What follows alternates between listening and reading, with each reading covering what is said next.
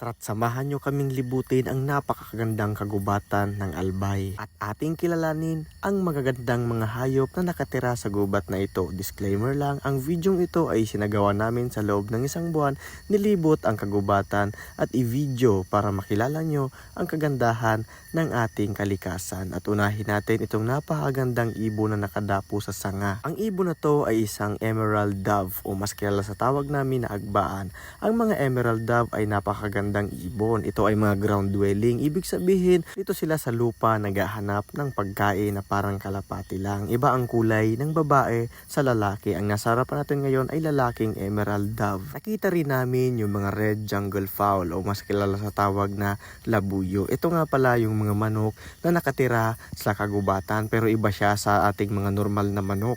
Ang mga manok na ito ay maliliit lang at parang mga ibon at kaya nilang lumipad ng napakawalayo, hindi katulad ng mga manok natin sa bahay na malalaki at maiiksi lang yung lipad. Napakailap din ng mga labuyo. At dito naman nakita natin yung mga ibon na nagtatrabaho kahit gabi. Ito nga pala yung mga kwago. Ang nasa harapan natin ngayon ay isang species ng scaps owl. Sila yung ibon na malinaw yung mata kahit madilim na. Kumakain nga pala sila ng mga daga, mga ibon at mga ahas. Kaya napakahalaga nila sa food chain at lalong-lalo na sa kalikasan dahil meron silang trabaho. Tingin mo nga nagna-night shift pa siya para magtrabaho dito sa ating kalikasan. Ayun, lumipad na at walang tunog yung kanilang pakpak. Tila yung mga silent killer. Ito naman sa lupa ay may mga killer ng mga insekto o taga-control ng mga insekto. Isa nga pala sa pinakamalaking uri ng alupihan yung nakita namin, isang Philippine giant centipede at ito ay may kamandag. Isang tuko naman yung nanonood sa amin habang kami nag-herping. Ito nga pala yung mga tokay gecko. Ang mga tokay gecko ay mga nocturnals or mas aktibo sila tuwing gabi. Ito yung maririnig natin na humuhuni ng tuko. At ito naman ay may napakagandang emerald tree skink, isang napakabilis at napakailap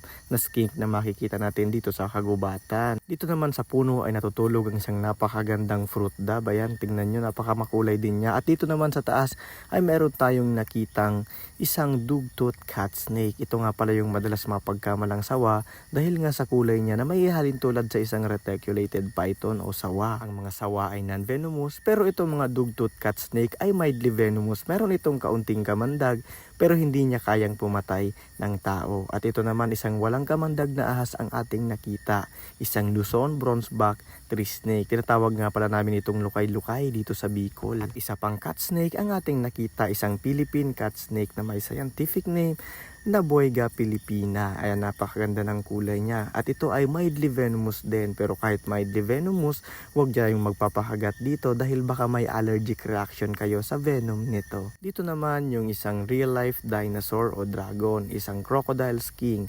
Pero mas malapit siya sa itsura ng mga buhaya dahil tingnan nyo naman yung likod ng mga crocodile skink. Ayan, parang buhaya talaga kapag sila ay nakatalikod. Pero mabait siya, hindi siya kagaya ng buhaya na agresibo. Makikita nga pala itong mga crocodile skink dito sa mga malapit sa tubigan, lalo na sa mga kuweba. Ayan, silipin nyo lang yung mga butas at dun sila nagpapahinga na parang cute na dragon. Ayan sa loob. Isang ibon din yung napakaganda. Yung akala ko ay leaf wobbler pero nakalimutan ko yung pangalan nito at pwede nyo akong tulungan sa comment section na kilalanin yung pangalan ng ibon na to. Ayan, napakaganda niya. Speaking of maganda, isa sa pinakamagandang ibon itong mga pita. Ayan, nasa taas siya ng puno at naghihintay na sumapit na yung gabi at makapaghunt na tuwing umaga. Isang shrew naman o kung hindi ako nagkakamali, anong tawag naman sa dagang ito?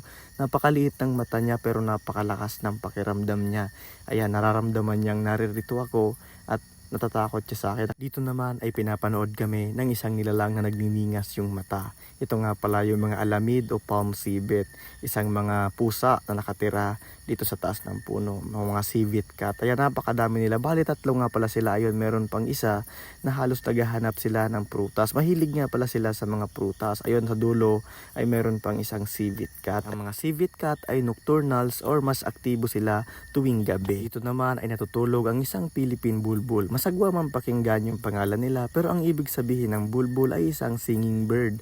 Ayan, sila ay mga ibon na napakaganda ng mga huni. At dito naman sa puno ng bayabas Bayabas ay may napagkamalan tayong iguana. Pero ang ito nga pala ay isang marbled crested lizard at katabi niya ang isang leaf insect, isang insekto na ginagaya yung dahon para makapag-camouflage at makatakas sa kanilang mga predator. Ayan, isa sa ginagawa nila ay imimik yung paligid para hindi sila makita. At dito nga nagtabi-tabi na nga, ito meron pang pupa ng isang butterfly. Sa taas ng puno ay merong pares na ibon, isang alimukon o isang white-eared brown dove. Ay by the way, hindi pala siya isa, kundi dalawa, pair nga eh. Dito may nagpakita rin isang non-venomous na ahas, isang brown rat snake. Ayan, napakaganda din niya. At isang Philippine vine snake. Itong Philippine vine snake ay mildly venomous din.